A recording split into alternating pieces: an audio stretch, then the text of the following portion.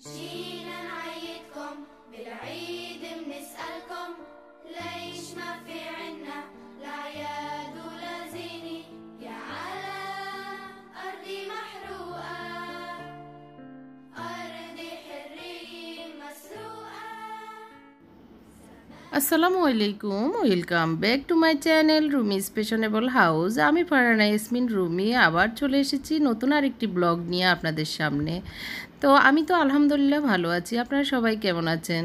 আশা করছি যে যেখানে আছেন ভালো আছেন, সহি সালামতে আছেন এবং আনন্দ খুশিতে আছেন। তো আমি আজকে একটি আনবক্সিং দিয়ে আমার ব্লগটি শুরু করেছি। আই হোপ আপনাদের আজকের ব্লগটি আমার ভালো লাগবে। তো শেষ পর্যন্ত দেখবেন, অনুরোধ করছি। লাস্টের দিকে একটি আমি রান্নাঘর ক্লিন করেছি সেটা দেখাবো। তো প্রথমে বলে নিই, যারা আমার চ্যানেলে নতুন প্লিজ আমার চ্যানেলটিকে সাবস্ক্রাইব করবেন এবং পাশে থাকা বেল বাটনটিও চাপ দিবেন যাতে করে আমার নিয়মিত ব্লগের নোটিফিকেশন আপনার কাছে চলে যায়।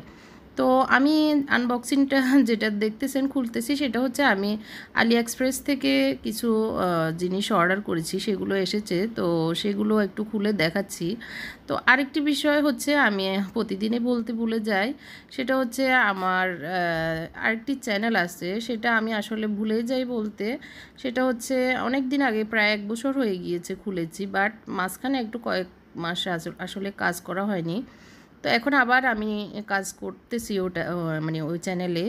আপনারা প্লিজ আমার চ্যানেলটিকে দেখবেন, আমার চ্যানেলটি থেকে ঘুরে আসবেন। আমার চ্যানেলটির নাম হচ্ছে ফ্যাশনেবল আইডিয়াস। তো সেখানে বিভিন্ন আইডিয়া আমি দিয়ে থাকি ছবির মাধ্যমে।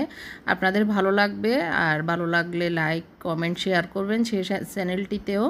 তো ফ্যাশনেবল আইডিয়াস বলতে সব কিছুই আছে, আপনাদের আইডিয়া হয়ে যাবে ঘর সাজানো থেকে নিজেকে সাজানো পর্যন্ত সব কিছুই আমি ওই চ্যানেলে ছবি দিয়ে থাকি। আর হচ্ছে আমার মুনতাসিরের একটা চ্যানেল আছে, সেটা আমি আমার যখন চ্যানেল খুলেছি তখনও বলেছি। তো এর ভিতরে আসলে মনেই থাকে না আমি প্রতিদিন বলার কথা। ও আমাকে স্মরণ করিয়ে দেয়, আম্মু তুমি আমার চ্যানেলের কথা বলো না কেন আন্টিদেরকে। তো আপনারা আমার চ্যানেলটিও ঘুরে আসবেন। তার চ্যানেলের নাম হচ্ছে পেরিটেল বিগেস্ট ফ্যান। সেটা ও পেরিটেলের ভক্ত, এই জন্য ও পেরিটেলের নাম দিয়েই খুলেছে। তো ওখানে আর্ট করে, আপনাদের বাচ্চাদেরকেও দেখাতে পারেন এবং উৎসাহিত করতে পারেন আর্টের উপরে আর কি। তো আমি যে জিনিসগুলো অর্ডার দিয়েছি সেখান থেকে আসলে আরও 2-3টা জিনিস এখনও আসেনি। আর এগুলো লিঙ্ক যদি আপনারা দেখতে চান আলি এক্সপ্রেস থেকে, তো আমি লিঙ্কগুলো আমার নিচে দিয়ে দিব। এগুলো $1 থেকে $2 মধ্যেই, মানে 80 থেকে 150-200 টাকার ভিতরে এই জিনিসগুলো আমি নিয়েছি। আমার ফোনের একটা মানে আমি যে ভিডিও করি সেটাতে ট্রাইপডে আমার এটা লাগে, সেই জন্য এটাও অর্ডার করেছিলাম। আর একটি লাভ অর্ডার করেছি, সেটা অনেক ছোট। আসলে আমি ভেবেছি আর একটু বড় হবে, এক বিয়তের মতো হবে ভেবেছি, বাট এটা অনেক ছোট এসেছে, সেই জন্য একটু খারাপ লাগতেছে। আর অন্যগুলো ঠিক আছে। তো আর হচ্ছে আমার মুত্তাকির একটি চ্যানেল আছে, সেটা ও নতুনই খুলেছে। ওর আগের একটা চ্যানেল একটু ইয়ে হয়ে গেছে, তো এখন আবার নতুন একটি চ্যানেল কাজ করতেছে, আপনারা ওইটাও ঘুরে আসতে পারেন। তো তার চ্যানেলের নাম হচ্ছে মুত্তাকিজ এডিটস। হ্যাঁ, মুত্তাকিজ এডিটসটাও আপনারা দেখতে পারেন, সাবস্ক্রাইব করবেন আমার দুই ছেলের এবং আমার ওই চ্যানেলগুলো। আশা করব আপনাদের ভালো লাগবে। তো এখন আমি ওগুলো খুলে রেখে এখন রান্নাঘরে চলে এসেছি। ডাল আর গরুর মাংস রান্না করব, আর আজকে সবজি নেই, সবজি রান্না করব না। তো আবার আমার হাজব্যান্ডও নেই, ও নোয়াখালী গিয়েছে ওর কাজে, ব্যবসায়িক কাজে। তো সেই জন্য একটা বেশি কিছু আর করছি না। তো আমার চ্যানেলগুলো আপনাদের কাছে রিকোয়েস্ট থাকবে, আমার চ্যানেলগুলোতে ঘুরে আসবেন, আমার ছেলেদের চ্যানেলগুলোতেও ঘুরে আসবেন এবং সাবস্ক্রাইব করবেন, পাশে থাকবেন আমার। হ্যাঁ, তো এখন আমি রান্না করতেছি, গরুর মাংসটা বসাচ্ছি, সেটারই আজকে রেসিপিটা দিব। যেহেতু সামনে কোরবান, আমি যেভাবে রান্না করি সেভাবেই শেয়ার করছি আসলে। তো আমি সরিষার তেল দিয়ে গরুর মাংসটা রান্না করার চেষ্টা করি সব সময়। তো আমি পেঁয়াজ দিয়ে দিচ্ছি প্রায় 1.5 কাপের মতো, আমার এখানে 2 কেজি গরুর মাংসই আছে। তো পেঁয়াজগুলোকে ভালো করে ভেজে নিচ্ছি, যেন ভালো করে ভাজা ভাজা হয়, সেজন্যই। তারপরে আসলে আজকে আমি ঘরে একটু কাজ করতেছি, রঙের কাজ। তো এর ভিতরে আমি রান্নাটা বসিয়ে রঙের কাজটাও করতেছি, ফাঁকে ফাঁকে এসে আবার রান্নাটাও দেখব, এই প্ল্যান নিয়ে আছি আসলে। সকাল থেকে রুটি ভাজি সেগুলো তো খাইয়ে সকালের কাজ শেষ করে এখন একটু রুমের রঙের কাজ করতেছি। তো ইনশাল্লাহ সেটা আগামী ব্লগে যাবে কোনো একদিন।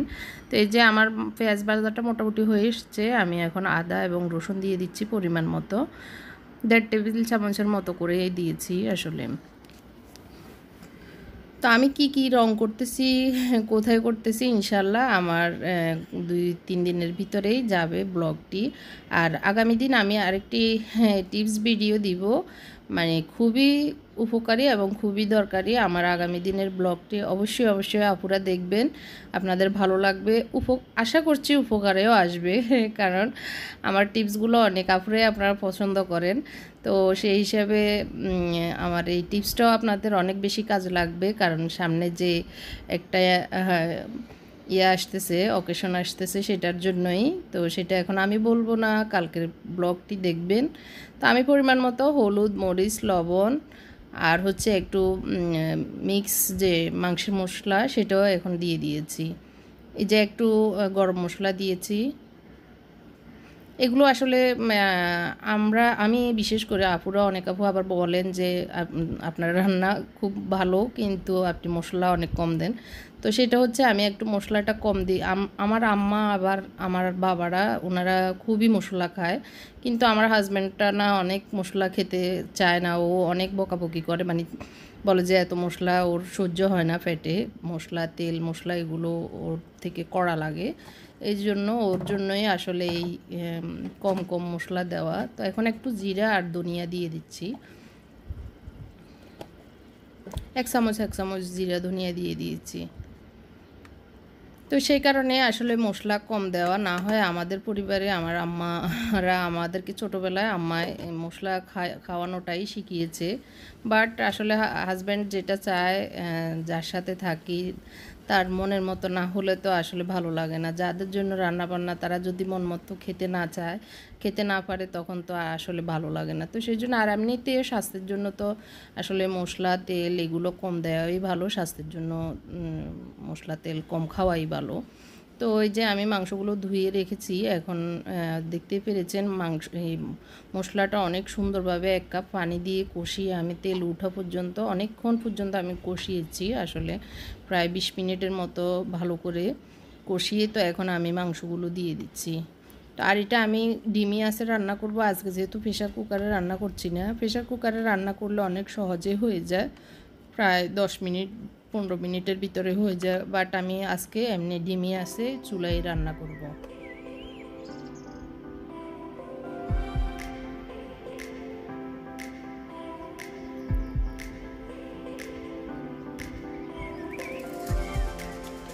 তো ওই যে আমি যে মাংসগুলো দিয়ে ঢাকনা দিয়ে রেখেছিলাম, এখন উঠিয়ে দেখতেছি অনেক পানি বেরিয়েছে। তো এভাবে কষানোটা এই পানিতে আরেকটু হবে, হওয়ার পরে আমি আবার পানি দিয়ে আর অনেকক্ষণ কষাবো, রান্না করব।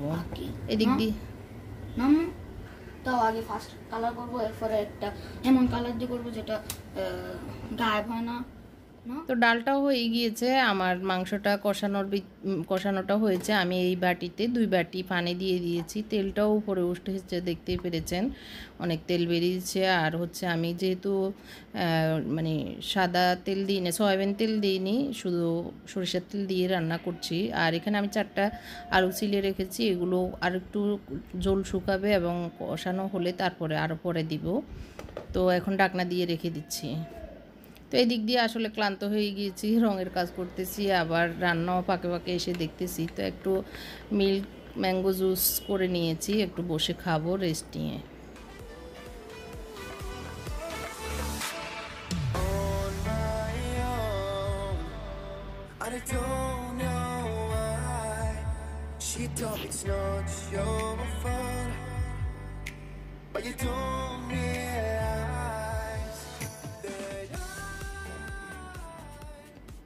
তো এই যে আমার ঝোলটা শুকিয়ে এসেছে, প্রায় অনেকখানি তেল উপরে উঠেছে। তো আমি আলুগুলো এখন দিয়ে দিচ্ছি, আর ঝোল দিব না, মানে এই পানিতে আমার আলুটাও হবে, আরও ফাঁকটা আরও ভালোভাবে আসবে। তো পানিও দিব না, আর আগুনও বেশি বাড়াবো না, ডিমি আছেই হোক, ও আস্তে আস্তে হবে, আমি এসে মাঝে মাঝে দেখব। তো তো এখন আমি এগুলোকে ডাকনা দিয়ে দিব। এই যে দেখতেছি কেমন মানে নরমটা কেমন হয়ে এসছে, একটু মোটামুটি হয়ে এসছে। আর একটু আলুগুলো মজা পর্যন্ত মানে মাংসটাও মজবে, বেশি একটা ঝোল শুকাবো না। তো এই যে আমার রান্নাটা প্রায় শেষের দিকে, আগুন বাড়িয়ে দিয়েছি কারণ একটু পানি বেশি মনে হচ্ছে, এই কারণে মাংসগুলো খুবই সফট হয়ে নরম হয়ে গিয়েছে। আর বেশি একদম কড়া হলুদ মরিচ এগুলো দিইনি আসলে, এগুলো যেটা আমার হাজব্যান্ড আসলে দেখলে রাগ করবে, এই জন্য ওর জন্যই। ও বেশি হলুদ দিলে বলে যে তোমার কি হলুদের সাথে প্রেম আছে নাকি এরকম কথা বলে, তো এই জন্যই আসলে দিই না। ও একটু সাদা সাদা খেতেই পছন্দ করে। এখন আমি চুলাটা বন্ধ করে দিচ্ছি। তো রান্নাবান্না শেষ, খাওয়া দাওয়া তো খেয়ে নিয়েছি। এখন বিকেল থেকে আসলে সন্ধ্যা পর্যন্ত আমি আর রান্নাঘরে আসিনি। দেখতেই পাচ্ছেন অনেক এলোমেলো করে রেখেছে আমার ছেলেরা। ওরা এসে একবার একটা খেয়ে মানে মোটামুটি অবস্থা খারাপ করে রেখেছে।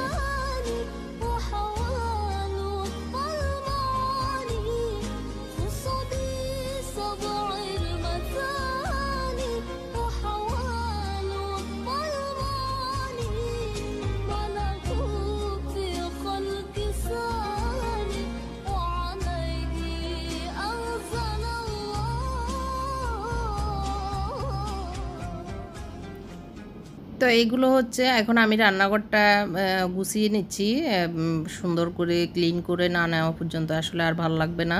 তো এই যে এইটা হচ্ছে সার্ভিং ট্রেও বলা যায়, আবার শোপিস হিসাবেও রাখা যায়।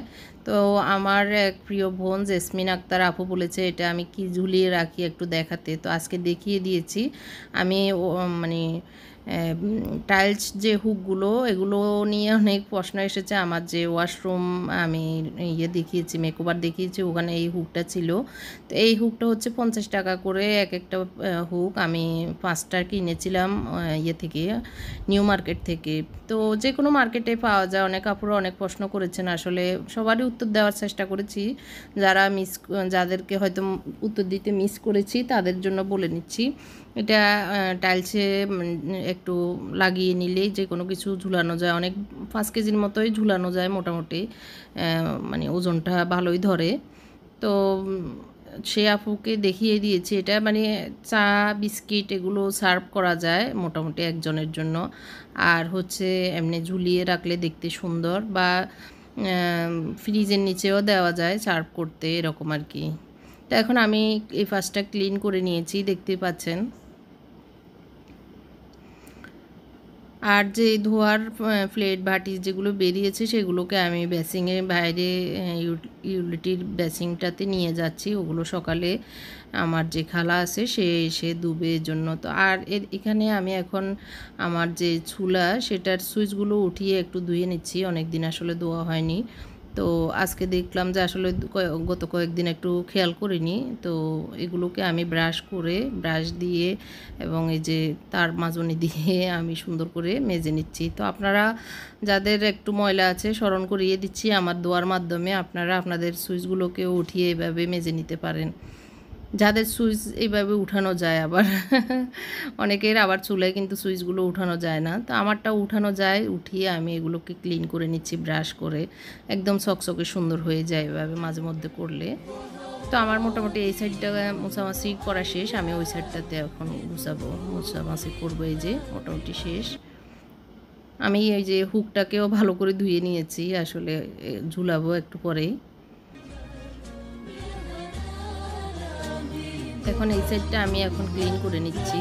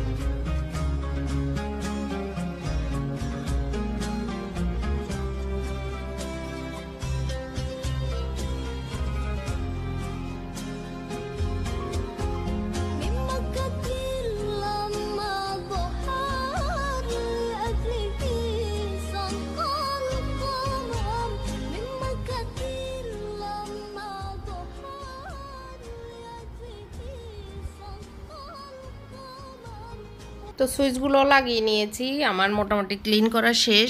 আমি এখন রুটি বানাবো রাতের খাবারের জন্য। রুটি দিয়ে রুটি পরোটা বানাবো আর কি। রুটিও বানাবো, পরোটা কাঁচা আটা করতেছি। তো যে যেটা খায় গরুর মাংস দিয়ে খাবে। আজকে যেহেতু গরুর মাংস রান্না করেছি, আর হচ্ছে আমার হাজব্যান্ডও চলে আসবে একটু পরেই। এখন প্রায় 9:30 বাজে, ও 10টার ভিতরে চলে আসবে। তো আই হোপ আমার আজকের ব্লগটি ভালো লেগেছে, আর ভালো লাগলে লাইক কমেন্ট শেয়ার করবেন। আশা করছি সবাই ভালো থাকবেন। আল্লাহ হাফেজ, আসসালামু আলাইকুম।